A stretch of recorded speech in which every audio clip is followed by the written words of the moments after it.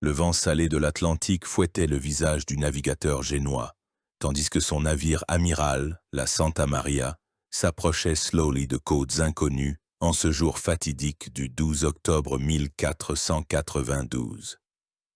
Christophe Colomb ne pouvait même pas imaginer que son débarquement sur la langue de sable de l'île de San Salvador déclencherait la plus grande catastrophe biologique de l'histoire de l'humanité, dont nous ressentons encore les conséquences chaque fois que nous nous asseyons à table. Ce moment marqua le début d'un processus que les scientifiques nommeront l'échange colombien et qui, en quelques siècles, redessinera complètement la carte de la vie sur notre planète, anéantissant des civilisations entières et en créant de nouvelles, modifiant le régime alimentaire de milliards de personnes et créant des problèmes écologiques auxquels nous sommes confrontés jusqu'à ce jour. Mais pour comprendre l'ampleur de la catastrophe qui s'est abattue sur le monde après le débarquement de Colomb, il faut remonter le temps et voir ce qu'était le monde avant ce moment. 280 millions d'années avant l'arrivée du premier Européen en Amérique, tous les continents de la Terre formaient un supercontinent unique, la Pangée. Puis, il y a environ 120 millions d'années, cette masse terrestre gigantesque a commencé à se fragmenter et l'océan Atlantique est devenu le séparateur entre l'Amérique et le reste du monde. Pendant des millions d'années, de part et d'autre de l'océan, des mondes biologiques complètement différents se sont développés, chacun suivant sa propre voie évolutive unique.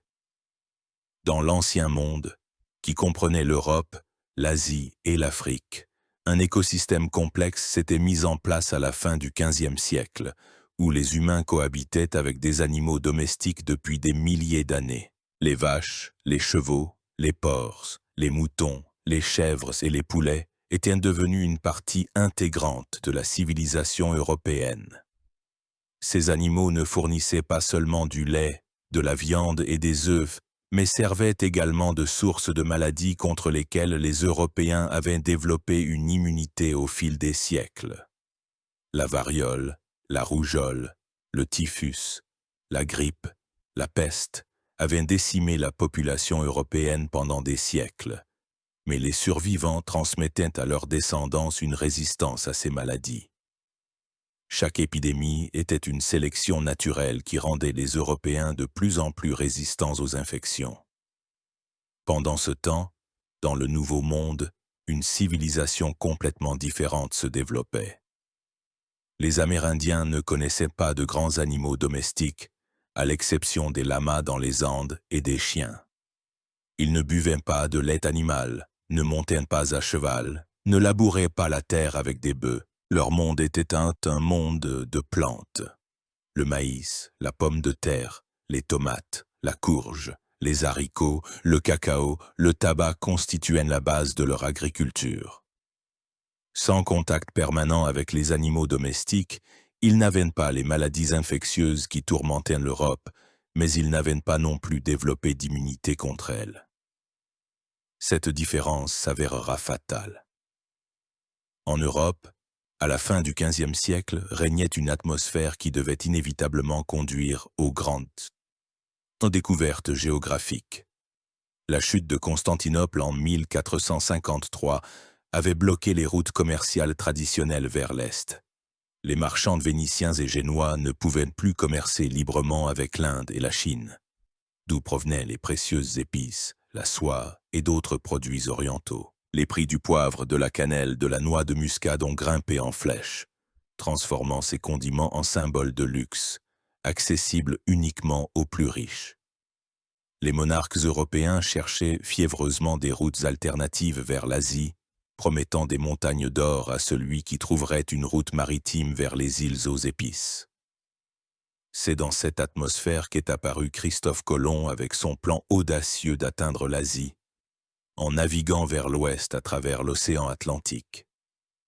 Ce plan reposait sur une erreur fondamentale dans le calcul de la taille de la Terre, mais c'est précisément cette erreur qui a conduit à la plus grande découverte de l'histoire de l'humanité. Colomb avait sérieusement sous-estimé la taille de notre planète et était convaincu que la distance entre l'Europe et l'Asie via l'Atlantique n'était que d'environ 4000 km au lieu des 20 000 réels. Il n'avait aucune idée de l'existence des continents américains. Pendant 5 ans, Colomb a cherché des financements pour son expédition. Le roi du Portugal a rejeté son projet, le jugeant insensé.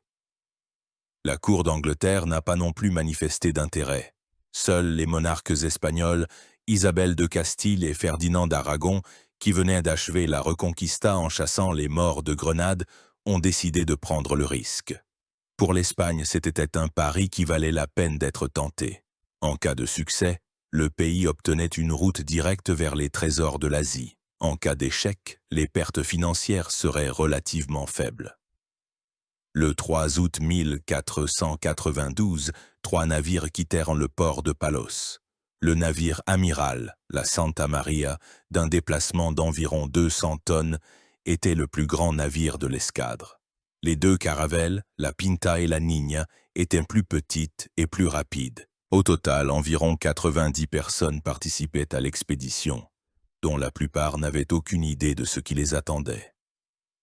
De nombreux marins avaient été littéralement recrutés de force ou étaient des criminels à qui l'on avait offert le choix entre la prison et la participation à une navigation dangereuse. Les premières semaines du voyage se déroulèrent dans un calme relatif. Les navires naviguaient depuis les îles Canaries plein ouest, portés par les alizés. Mais plus ils s'enfonçaient dans des eaux inconnues, plus l'inquiétude de l'équipage grandissait. Les marins n'avaient jamais navigué aussi loin en haute mer et commençaient à craindre de ne plus jamais revoir leur terre natale. Colomb fut contraint de tenir une double comptabilité de la distance parcourue en sous-estimant les chiffres réels pour ne pas provoquer de mutinerie. Au début du mois d'octobre, la situation était devenue extrêmement tendue. L'équipage exigeait de faire demi-tour, menaçant de jeter l'amiral par-dessus bord. Colomb parvint à négocier 3 jours de plus. Si la terre n'apparaissait pas dans ce délai, il promettait de rebrousser chemin. Le destin du monde ne tenait qu'à un fil. Si des signes de proximité de la terre, des branches avec des feuilles flottant sur l'eau, des volées d'oiseaux, n'étaient pas apparus, la première tentative des Européens d'atteindre l'Amérique aurait pu se solder par un échec, et la découverte du Nouveau Monde aurait été retardée de plusieurs décennies. Mais à 2 heures du matin, le 12 octobre, le matelot de quart Rodrigo de Triana, à bord de la Pinta, cria terre. À la lumière du soleil levant, une île basse et sablonneuse, couverte de végétation tropicale, s'offrit aux yeux ébahis des Européens. Colomb la nomma San Salvador et la déclara propriété de la couronne espagnole. Il était absolument convaincu d'avoir atteint les îles au large des côtes asiatiques, et jusqu'à la fin de ses jours, il appellera les gens qu'il a rencontrés des Indiens, croyant se trouver quelque part près de l'Inde.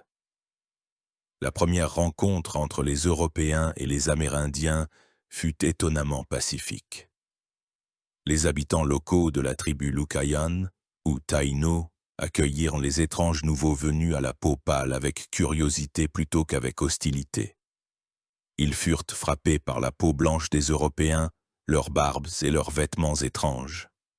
De leur côté, les Espagnols furent étonnés par l'apparence des Indiens, leur peau de bronze, leurs plumes colorées, leurs bijoux en or.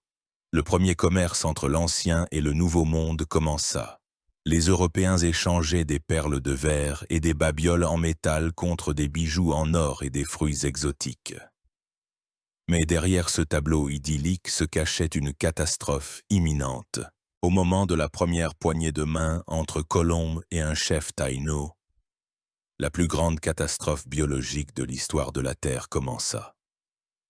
Les Européens, sans le savoir, apportaient avec eux la mort sous la forme d'innombrables micro-organismes contre lesquels la population autochtone d'Amérique n'avait aucune défense.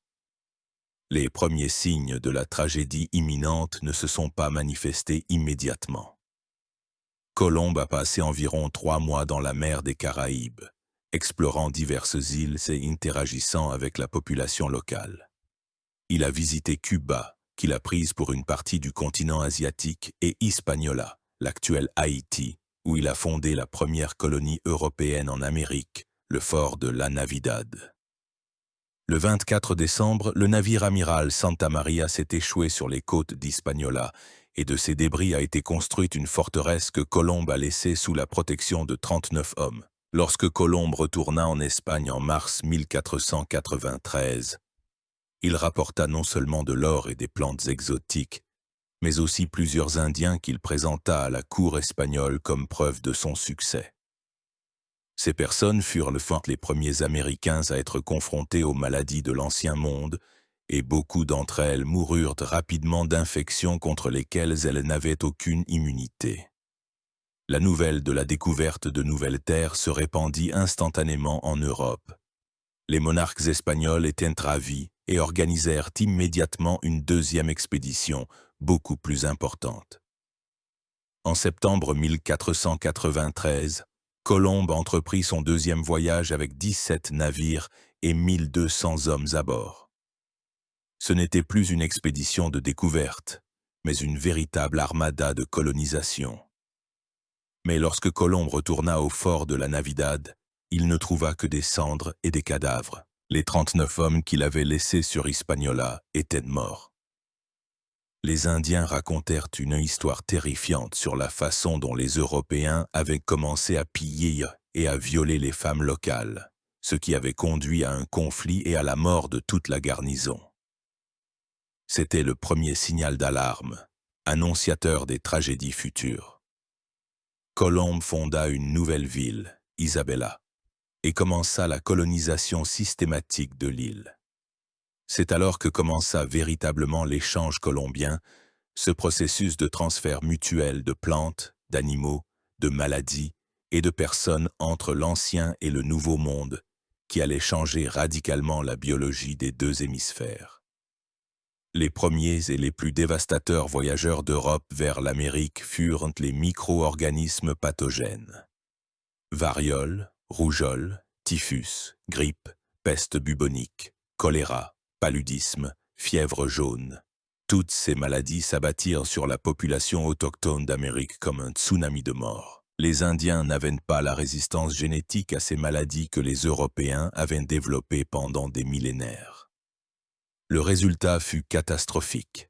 La variole devint un véritable ange de la mort pour les Amérindiens. Cette maladie qui provoque une forte fièvre et une éruption cutanée caractéristique se transformant en pustules purulentes tuait jusqu'à 30% des Européens infectés. Mais chez les Indiens, la mortalité atteignait 90% et plus. Des tribus entières disparaissaient en quelques semaines après l'apparition des premiers symptômes. La rougeole, que les Européens considéraient comme une maladie infantile, s'est avérée tout aussi dévastatrice. En Europe, la rougeole touchait principalement les enfants et la plupart guérissaient en acquérant une immunité à vie.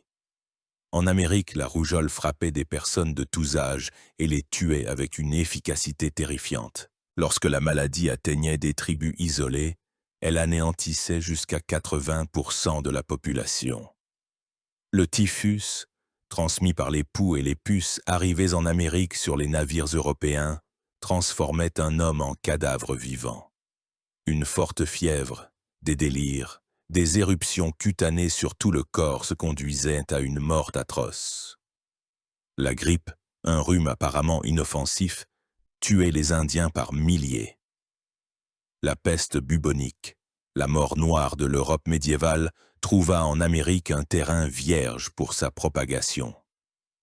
Mais même ces horreurs pâlissaient devant la dévastation provoquée par les épidémies combinées. Lorsque plusieurs maladies frappaient une tribu simultanément, la mortalité pouvait atteindre près de 100%. Les survivants se retrouvaient si affaiblis qu'ils ne pouvaient pas soigner les malades, enterrer les morts ou même trouver de la nourriture. Des villages entiers se transformaient en villes fantômes, où quelques personnes à moitié mortes erraient parmi les cadavres en décomposition. L'ampleur de la catastrophe démographique dépasse l'entendement. Selon les estimations les plus prudentes, la population de l'Amérique avant l'arrivée des Européens était de 50 à 100 millions de personnes. 150 ans après le débarquement de Colomb, elle avait diminué de 80 à 95%. Cela signifie qu'entre 40 et 90 millions de personnes sont mortes en Amérique, soit plus que dans toutes les guerres du XXe siècle réunies. Certaines régions ont été particulièrement touchées. Dans les Caraïbes, où Colomb a débarqué pour la première fois, la population indigène a été presque entièrement anéantie. L'île d'Hispaniola, qui comptait, selon les estimations, entre 300 000 et 1 million d'habitants, n'était plus peuplée au milieu du XVIe siècle que de quelques milliers d'Indiens survivants. La plupart des îles des Caraïbes se sont complètement dépeuplées. Au Mexique, l'Empire aztèque, qui comptait entre 15 et 25 millions de personnes, a été réduit en 100 ans à 1 ou 2 millions. La grande Tenochtitlan, l'une des plus grandes villes du monde avec une population de 2 à 300 000 personnes, a été réduite en ruines, au milieu desquelles se pressaient quelques milliers de survivants. Au Pérou, l'Empire Inca, qui regroupait de 10 à 12 millions de personnes, a subi des pertes non moins lourdes. Les vallées montagneuses des Andes, où des civilisations développées avaient prospéré pendant des siècles, se sont vidées. Les villes construites au fil des siècles ont été abandonnées par leurs habitants fuyant des maladies inconnues. Même en Amérique du Nord, où la colonisation européenne a commencé plus tard, les maladies ont devancé les colons, se propageant de tribu en tribu par les routes commerciales. Lorsque les premiers colons anglais sont arrivés en Virginie au début du XVIIe siècle, ils ont découvert de vastes régions où vivaient autrefois de nombreuses tribus, mais où la terre était désormais vide. Les Indiens appelaient ces endroits les terres des morts. La tragédie était aggravée par le fait que les Indiens ne comprenaient pas la nature des maladies et ne savaient pas comment les combattre. Leur médecine traditionnelle, basée sur les herbes et les rituels, était impuissante face à la variole et à la rougeole. De plus, certaines méthodes de traitement traditionnelles, comme les bains de sudation en cas de forte fièvre, ne faisaient qu'accélérer la mort. De nombreuses tribus interprétaient les épidémies comme une punition des dieux ou de la sorcellerie des Européens. Cela a entraîné la panique, l'effondrement social et la destruction des structures de gouvernance traditionnelles. Les chefs mouraient au même titre que les gens du commun, les chamans se révélaient impuissants face à des maladies inconnues, et les survivants perdaient souvent la foi en leurs dieux et leurs traditions. Dans certains cas, les Européens ont délibérément utilisé les maladies comme une arme. En 1763, des officiers britanniques, lors du siège de Fort Pitt, ont donné aux Indiens des couvertures provenant d'un hôpital où gisaient des malades de la variole, dans le but délibéré de contaminer les assiégeants. Ce fut l'un des premiers cas documentés d'utilisation d'armes biologiques dans l'histoire. Mais l'échange colombien ne s'est pas limité aux maladies. Les Européens ont amené en Amérique des animaux qui ont radicalement changé l'écosystème du continent, les chevaux, qui n'existaient plus en Amérique depuis 10 000 ans, depuis leur extinction à la fin de la période glaciaire, ont révolutionné la vie de nombreuses tribus. Lorsque les premiers chevaux sont arrivés dans les grandes plaines d'Amérique du Nord, ils ont complètement transformé la culture des tribus locales. Les Comanches, les Cheyennes, les Sioux et d'autres peuples sont passés de chasseurs à pied à des guerriers et nomades à cheval. Le cheval leur a permis de chasser plus efficacement le bison, de se déplacer rapidement sur de longues distances et de mener des guerres avec une nouvelle intensité. L'image stéréotypée de l'Indien des Grandes Plaines, un guerrier à plumes galopant sur son cheval, n'est apparue qu'après l'échange colombien. Le gros bétail a également changé radicalement le paysage américain. Les vaches et les taureaux, lâchés par les Espagnols dans les pâturages, se sont rapidement multipliés et sont devenus sauvages. D'immenses troupeaux de mustangs et de taureaux sauvages parcouraient les prairies. Rivalisant avec les animaux locaux pour les pâturages et l'eau. Dans certaines régions, ils ont complètement supplanté la faune indigène. Les porcs se sont révélés particulièrement destructeurs pour les écosystèmes américains. Ces animaux omnivores mangeaient tout, racines de plantes, fruits, œufs d'oiseaux, petits d'animaux. Ils se sont rapidement reproduits et répandus, devenant une menace sérieuse pour la flore et la faune locale. Sur de nombreuses îles des Caraïbes, les porcs sauvages ont complètement anéanti plusieurs espèces de plantes et d'animaux endémiques. Les chèvres et les moutons ont également causé des dommages considérables à la nature américaine.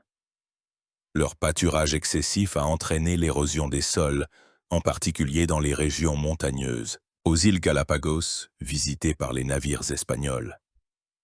Les chèvres ont dévoré la majeure partie de la végétation, menaçant la survie d'espèces animales uniques, y compris les célèbres tortues des Galapagos. Même les chats et les chiens domestiques, introduits par les Européens, sont devenus un problème pour la faune américaine. Les chats retournés à l'état sauvage chassaient les oiseaux et les petits mammifères qui avaient évolué sans de tels prédateurs et ne savaient pas s'en défendre. Les chiens se regroupaient en meutes et attaquaient les animaux locaux. Mais les animaux ne se déplaçaient pas seulement d'Europe vers l'Amérique. Dans le sens inverse, beaucoup moins d'espèces ont voyagé, mais certaines d'entre elles ont eu une importance considérable. La dinde, domestiquée par les Aztèques et les Mayas, est arrivée en Europe dès le XVIe siècle et s'est rapidement répandue sur tout le continent. Au XVIIe siècle, la dinde rôtie était devenue un plat traditionnel des fêtes européennes.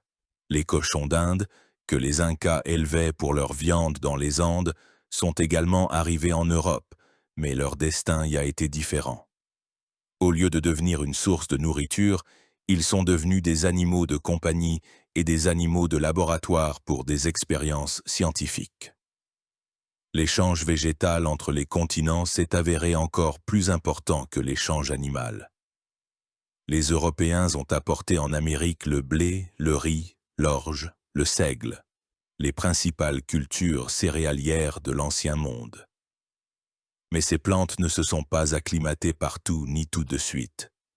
Le blé, par exemple, poussait mal dans les régions tropicales, mais s'est perfectly adapté aux zones tempérées d'Amérique du Nord, où d'immenses plantations de céréales verront le jour plus tard. La canne à sucre, importée d'Asie via l'Europe, a révolutionné l'économie de l'Amérique. Les plantations de canne à sucre dans les Caraïbes et au Brésil sont devenues la base du développement de la traite négrière transatlantique. Le besoin de main-d'œuvre pour la culture et la transformation de la canne à sucre a conduit à la déportation forcée de plus de 12 millions d'Africains en Amérique. Le café, originaire d'Éthiopie, est arrivé en Amérique via l'Arabie et l'Europe, où il a trouvé des conditions de croissance idéales. Les plantations de café au Brésil, en Colombie et en Amérique centrale sont devenues la base de l'économie de ces régions.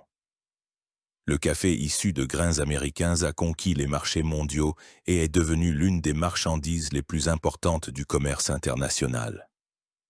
La vigne, les oliviers, les agrumes ont également été introduits par les Européens en Amérique et se sont adaptés dans les zones climatiques appropriées. La Californie, le Chili, l'Argentine sont devenus de grands producteurs de vin, rivalisant avec les régions viticoles traditionnelles européennes.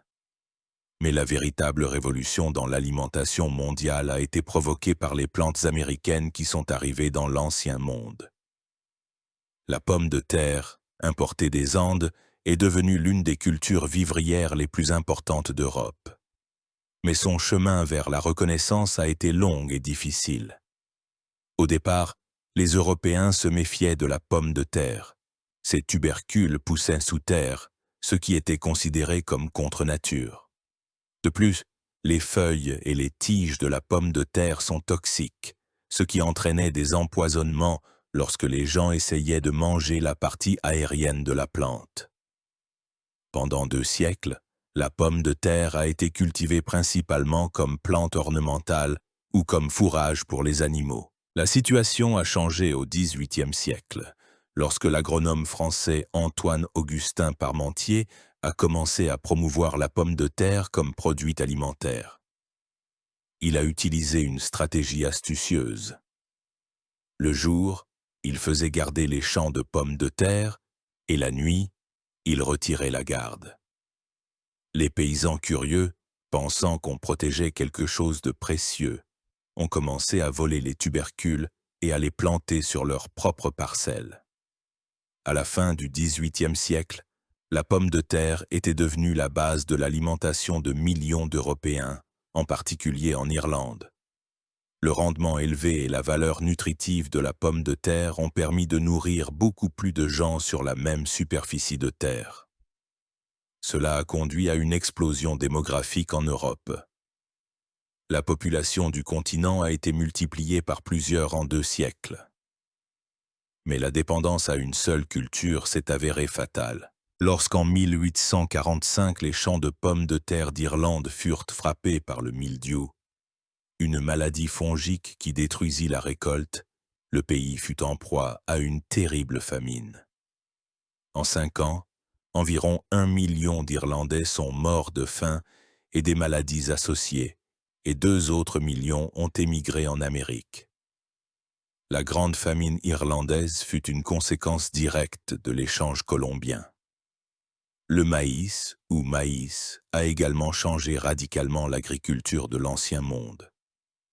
Cette plante, domestiquée au Mexique il y a environ 9000 ans, possédait une adaptabilité étonnante.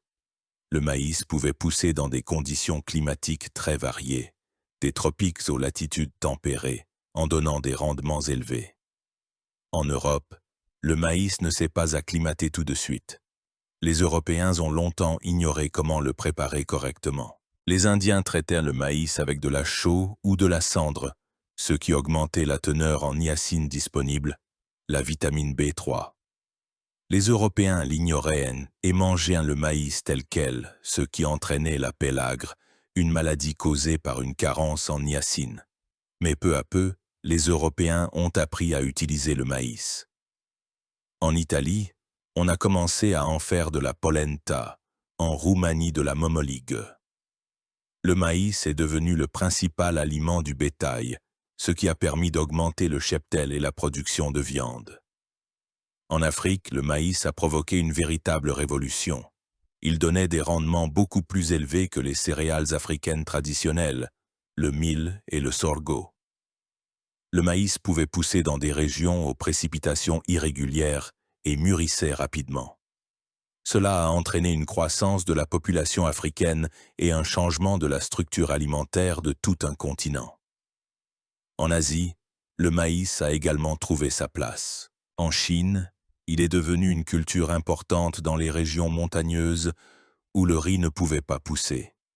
Le maïs a permis de mettre en valeur de nouveaux territoires et de nourrir une population croissante.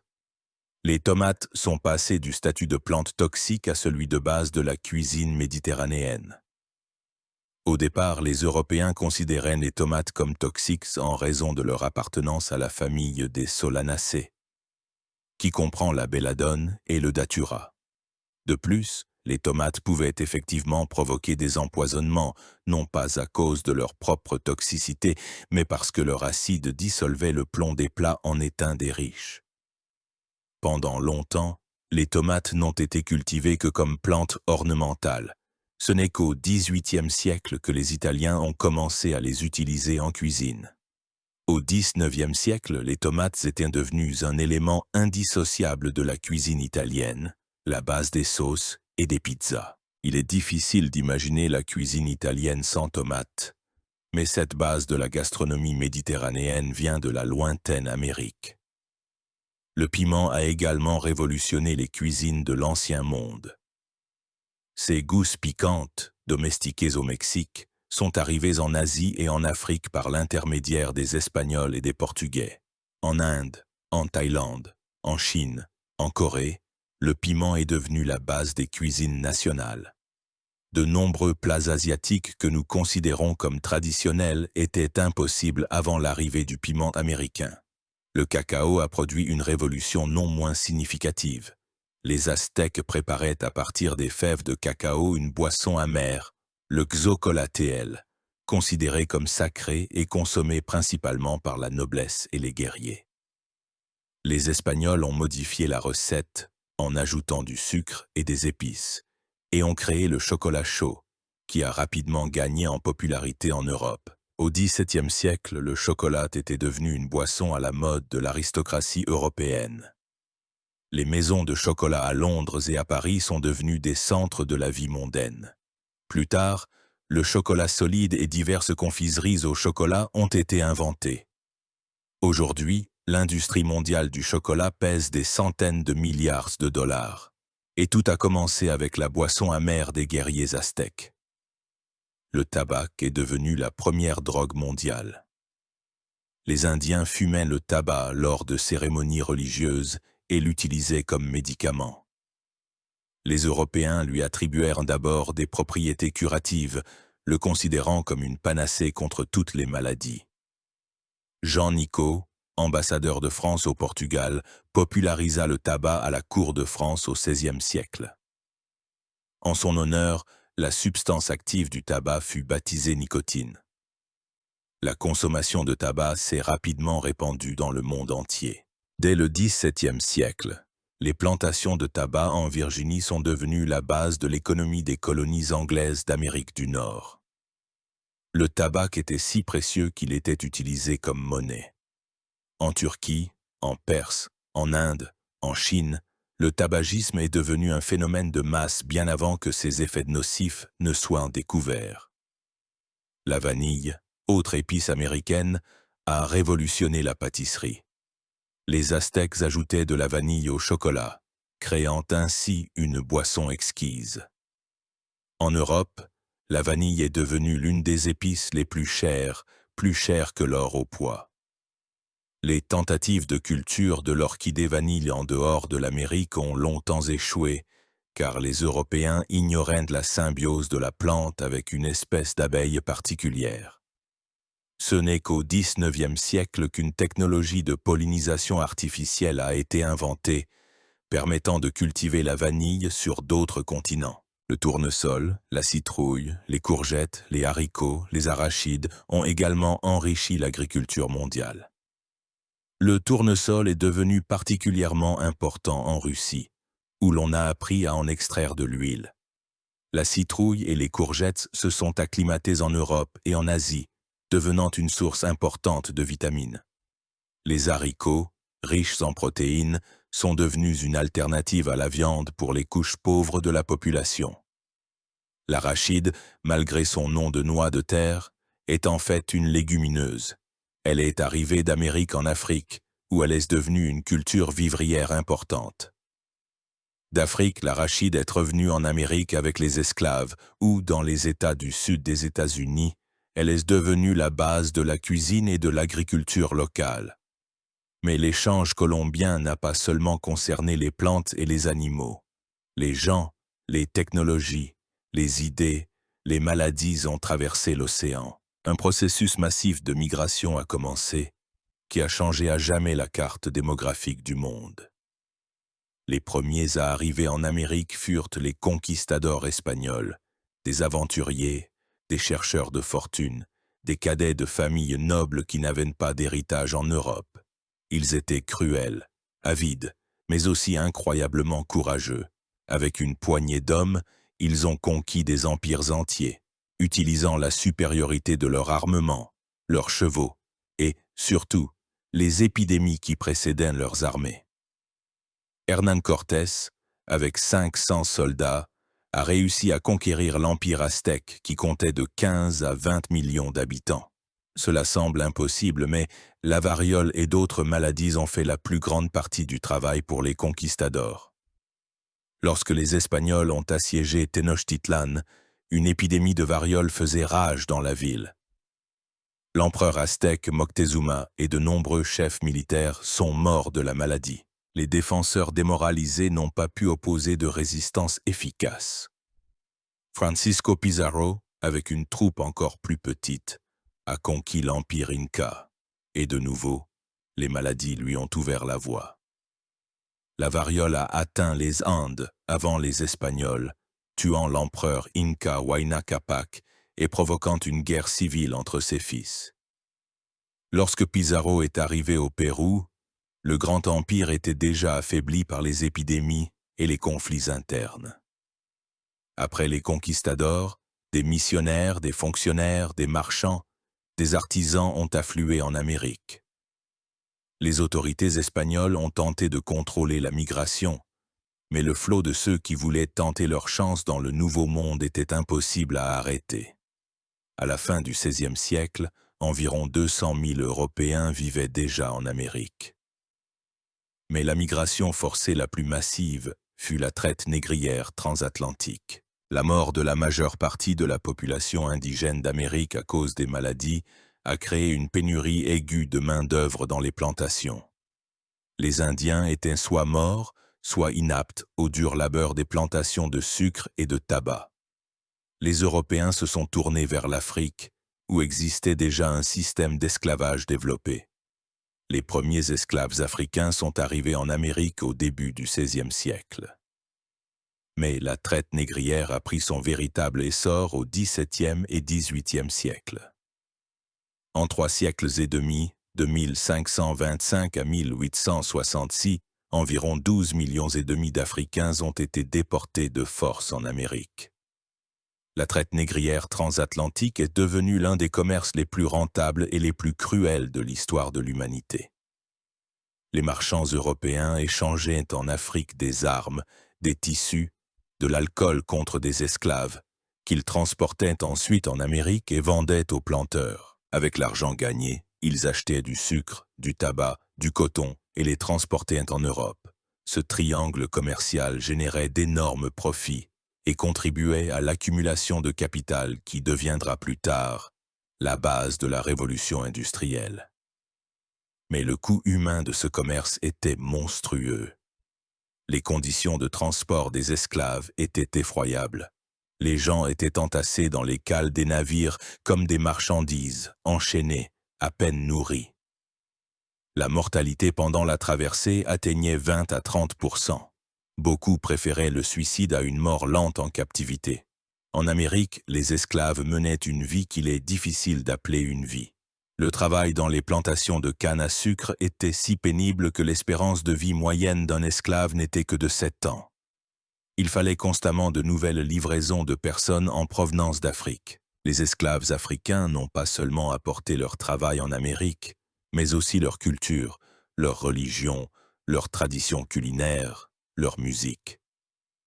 Ils ont également apporté des maladies contre lesquelles ils étaient immunisés, mais qui étaient mortelles pour les Européens.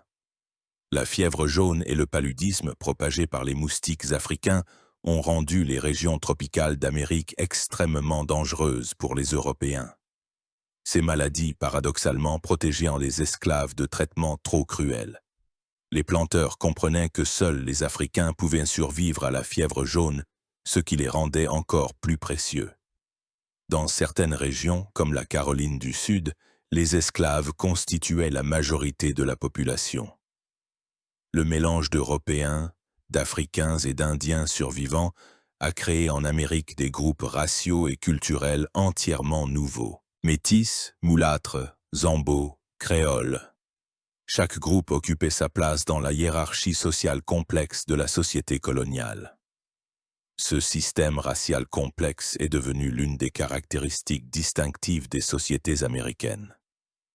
L'échange colombien a également inclus le transfert de technologies et de connaissances. Les Européens ont apporté en Amérique la roue, que les Indiens connaissaient mais n'utilisaient pas pour le transport, la métallurgie du fer et de l'acier, la poudre à canon et les armes à feu, l'écriture. Ces technologies ont donné aux Européens un avantage considérable dans la conquête de l'Amérique. Dans l'autre sens, les Européens ont appris des Indiens de nombreuses choses utiles.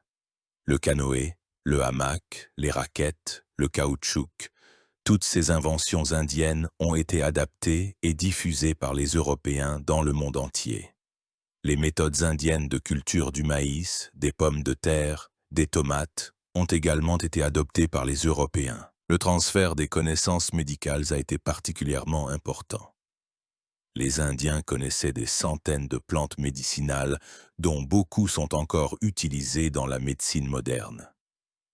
La quinine, extraite de l'écorce du quinquina, est devenue le premier médicament efficace contre le paludisme.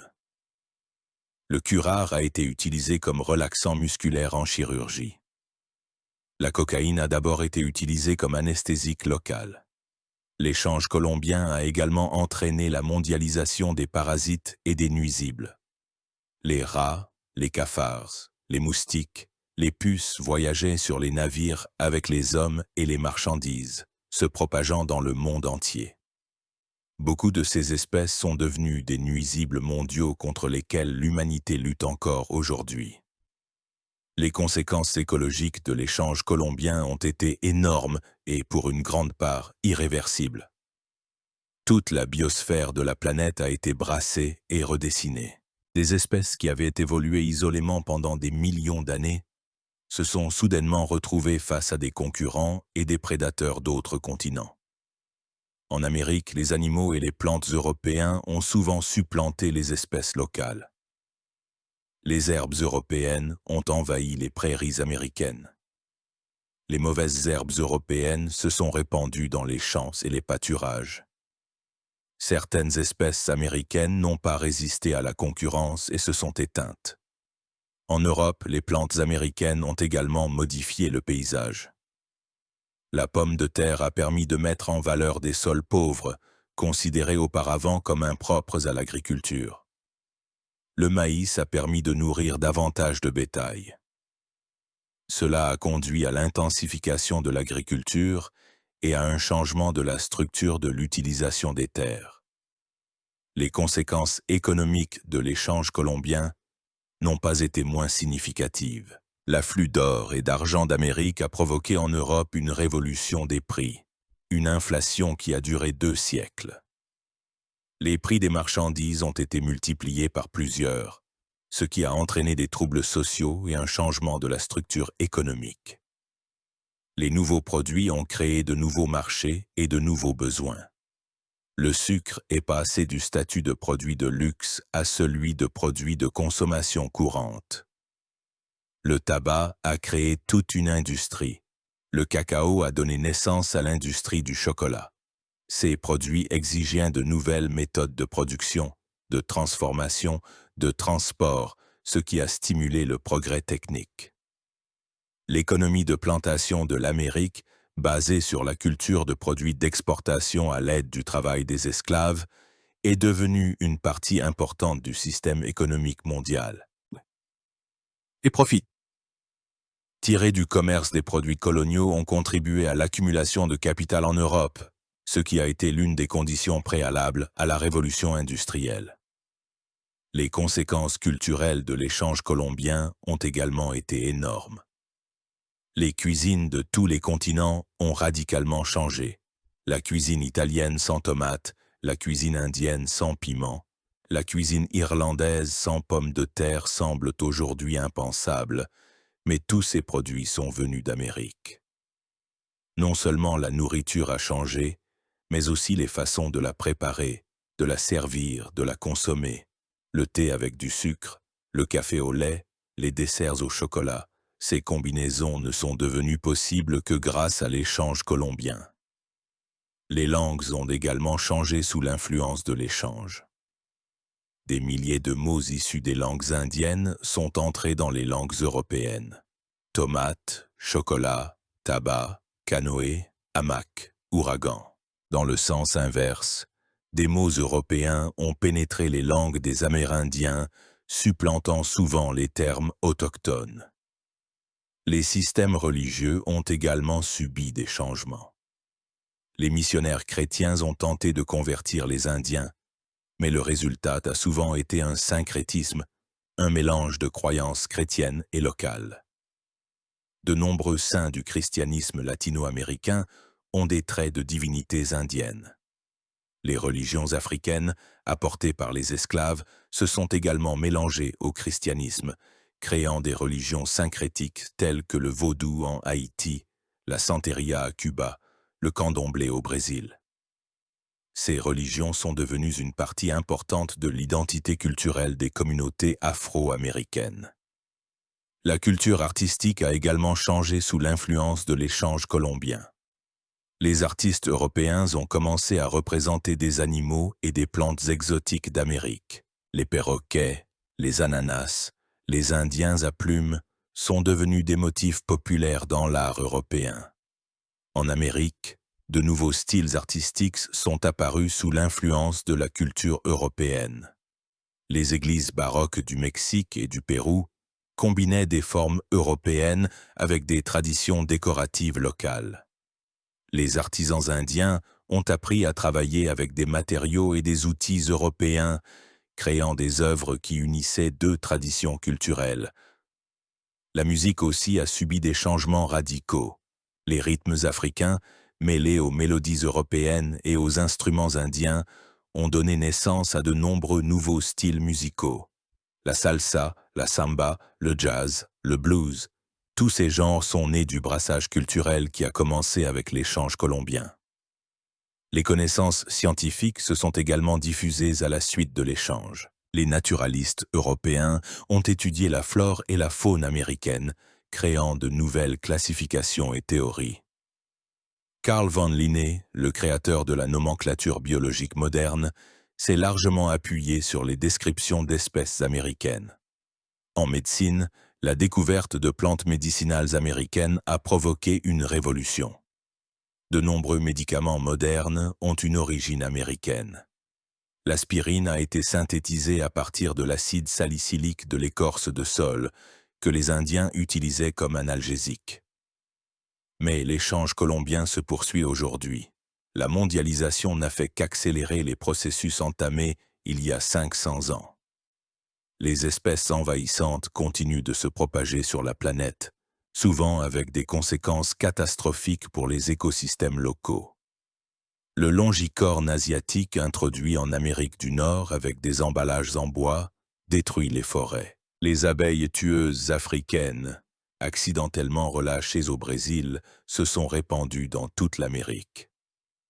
Le moineau domestique et les tourneaux européens sont devenus des nuisibles en Amérique du Nord, où ils ont été introduits par des immigrants nostalgiques de leur pays d'origine.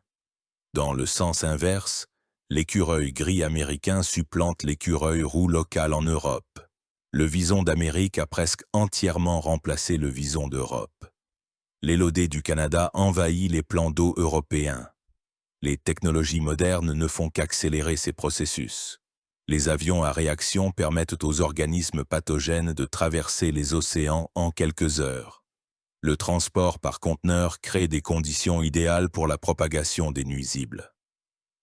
Le changement climatique ouvre de nouvelles niches aux espèces envahissantes. Les maladies aussi continuent de voyager à travers le monde. Le sida, le SRAS, le virus Zika, la COVID-19. Toutes ces épidémies suivent les mêmes routes que les infections de l'époque de Colombe. Seulement maintenant, elles ne se propagent plus en années, mais en semaines et en jours.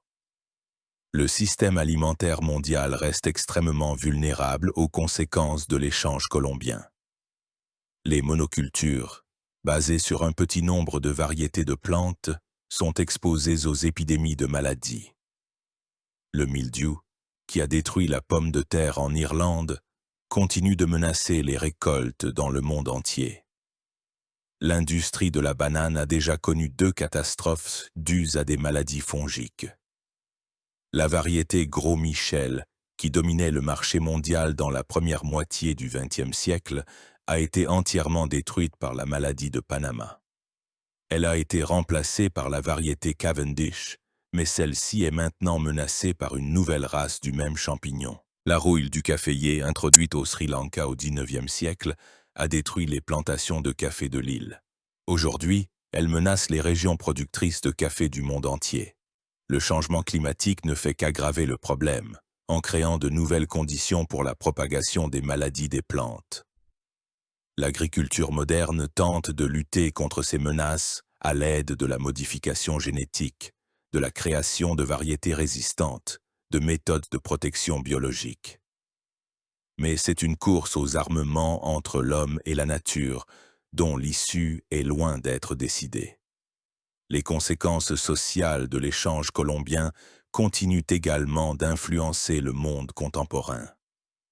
Les problèmes raciaux en Amérique, l'inégalité entre les pays développés et les pays en développement, Les conflits pour la terre et les ressources, tout cela a ses racines dans les événements qui ont commencé il y a 500 ans. Les peuples autochtones d'Amérique luttent encore pour la reconnaissance de leurs droits et la préservation de leur culture. De nombreuses tribus ont complètement disparu, leurs langues sont oubliées, leurs traditions sont perdues. Cette extinction culturelle se poursuit aujourd'hui, bien qu'à un rythme moins rapide qu'au 1er siècle après Colomb. Les descendants des esclaves africains en Amérique continuent de lutter contre les conséquences de l'esclavage. La discrimination raciale, les inégalités économiques, l'injustice sociale, tout cela est l'héritage de l'époque où les gens étaient achetés et vendus comme des marchandises. L'inégalité économique entre les anciennes colonies et les métropoles persiste également. De nombreux pays d'Amérique latine et d'Afrique continuent d'être des fournisseurs de matières premières pour les pays développés, ne recevant qu'une petite partie des bénéfices du commerce de leurs ressources. Le commerce international moderne suit en grande partie les mêmes schémas que ceux établis à l'époque de l'échange colombien. Les pays en développement exportent des produits agricoles et des matières premières, tout en important des produits manufacturés et des technologies. Cette structure maintient l'inégalité mondiale. Mais l'échange colombien n'a pas seulement apporté des problèmes. Il a également créé le monde moderne avec sa diversité de cultures, de cuisine, d'art. Aujourd'hui, nous tenons pour acquis la possibilité de manger une pizza avec des tomates, de boire du café d'Amérique, de savourer du chocolat à base de fèves de cacao. Tout cela est devenu possible grâce à cet échange qui a commencé il y a 500 ans. La diversité biologique de la planète, malgré de nombreuses pertes, a à certains égards augmenté. Les plantes et les animaux, placés dans de nouvelles conditions, ont souvent évolué en de nouvelles espèces. Les pinsons des Galapagos, dont l'étude a aidé Darwin à formuler sa théorie de l'évolution, descendent peut-être d'oiseaux introduits par l'homme. La science moderne étudie activement les conséquences de l'échange colombien, en essayant de comprendre les mécanismes des invasions biologiques, de prédire leurs conséquences, de développer des méthodes de contrôle. Cette connaissance est d'une importance capitale à l'ère de la mondialisation, où la vitesse de propagation de nouvelles espèces augmente constamment. L'étude de l'échange colombien aide également à comprendre comment l'activité humaine affecte les écosystèmes de la planète. Cette expérience historique met en garde contre les conséquences possibles de l'impact actuel de l'homme sur la nature, notamment le changement climatique, la pollution, la destruction des habitats. L'échange colombien a montré que les écosystèmes isolés sont particulièrement vulnérables à l'invasion de nouvelles espèces. C'est une leçon particulièrement pertinente aujourd'hui, alors que de nombreux écosystèmes uniques sont menacés. Madagascar, la Nouvelle-Zélande, les îles Hawaï, tous ces endroits vivent leur propre version de l'échange colombien. La compréhension des processus historiques aide également à élaborer des stratégies de conservation de la biodiversité. Savoir comment les espèces s'adaptent à de nouvelles conditions aide à prédire leur comportement dans un climat changeant. L'échange colombien sert également d'exemple de la façon dont de petits événements peuvent avoir d'énormes conséquences. La décision d'Isabelle et de Ferdinand de financer l'expédition de Colomb a changé le cours de l'histoire du monde. C'est un rappel de l'importance des décisions prises aujourd'hui dans les domaines de l'écologie, des biotechnologies, du commerce international. Dans le monde moderne, nous sommes témoins et participants d'une nouvelle étape de l'échange colombien. Les organismes génétiquement modifiés, la biologie synthétique, la sélection artificielle créent de nouvelles formes de vie qui peuvent se propager sur la planète. Les conséquences de ces processus pourraient être aussi importantes que celles de l'échange colombien initial. Les programmes spatiaux ouvrent également de nouvelles possibilités d'échange biologique. Des micro-organismes peuvent voyager sur des vaisseaux spatiaux, transportant potentiellement la vie terrestre sur d'autres planètes ou apportant la vie extraterrestre sur Terre. C'est un échange colombien cosmique qui pourrait se produire à l'avenir. L'étude de l'échange colombien est également importante pour comprendre la résilience des écosystèmes. Certains écosystèmes se sont révélés capables d'intégrer de nouvelles espèces sans conséquences catastrophiques. D'autres ont été complètement détruits. Comprendre les facteurs qui déterminent cette résilience aidera à mieux protéger la nature à l'avenir. Les aspects culturels de l'échange colombien continuent également d'influencer le monde moderne. La mondialisation de la culture, la diffusion des langues, la migration des idées, tout cela est la continuation des processus entamés il y a 500 ans. Internet et les réseaux sociaux ne font qu'accélérer ces processus. La culture populaire contemporaine est pleine de références à l'échange colombien. Les films sur la conquête de l'Amérique, les livres sur les aventures des conquistadors, les jeux sur la colonisation, tout cela reflète l'intérêt continu pour cette période de l'histoire qui a défini le monde moderne. Mais il est important de se souvenir du coût humain de ces processus. L'échange colombien a entraîné la mort de millions de personnes, la destruction de civilisations entières, l'asservissement de continents. Ces tragédies ne doivent pas être oubliées au profit d'une romantisation de l'ère des grandes découvertes géographiques. Les tentatives modernes de restaurer les écosystèmes traditionnels se heurtent souvent à l'héritage de l'échange colombien. Les espèces envahissantes sont si fermement enracinées que leur élimination pourrait causer plus de mal que de bien. La nature s'est adaptée aux nouvelles conditions et un retour au passé est souvent impossible. Cela ne signifie pas qu'il faut cesser de tenter de protéger la nature. Mais cela exige de comprendre que les écosystèmes modernes sont le produit d'une longue histoire d'interaction entre l'homme et la nature. Une protection efficace de la nature doit tenir compte de cette histoire. L'échange colombien a également montré l'importance de la diversité biologique pour la résilience des écosystèmes. Les écosystèmes avec une grande diversité d'espèces se sont révélés plus résistants à l'invasion de nouvelles espèces. C'est une leçon particulièrement importante aujourd'hui, alors que la biodiversité de la planète diminue rapidement. La conservation de la diversité génétique des cultures agricoles est également d'une importance capitale. L'échange colombien a montré à quel point les parents sauvages des plantes cultivées peuvent être utiles. De nombreuses variétés modernes ont été créées en utilisant les gènes de plantes sauvages américaines. En conclusion, on peut dire que l'échange colombien a été l'un des événements les plus significatifs de l'histoire de notre planète.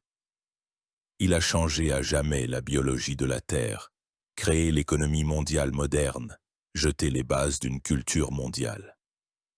Nous ressentons les conséquences de ce processus chaque jour dans ce que nous mangeons, ce que nous portons, les langues que nous parlons. Mais cet échange a également montré la fragilité des écosystèmes et des civilisations isolées face aux influences extérieures. C'est une leçon particulièrement pertinente aujourd'hui, alors que l'humanité est confrontée à des défis mondiaux tels que le changement climatique, la perte de biodiversité, les pandémies. L'échange colombien nous rappelle que nous vivons tous sur la même planète et que les événements dans une partie du monde influencent inévitablement les autres. À l'ère de la mondialisation, cette leçon devient encore plus importante. Comprendre l'histoire nous aidera à mieux nous préparer aux défis de l'avenir et, peut-être, à éviter de répéter les tragédies du passé. L'histoire de l'échange colombien se poursuit, et nous en sommes tous les participants. Chaque fois que nous mangeons des frites ou que nous buvons du café, nous participons à un processus qui a commencé il y a 500 ans sur la plage de sable d'une petite île des Caraïbes. C'est un rappel de l'étroite interconnexion du monde moderne et de l'importance de comprendre les conséquences de nos actions pour la planète et les générations futures.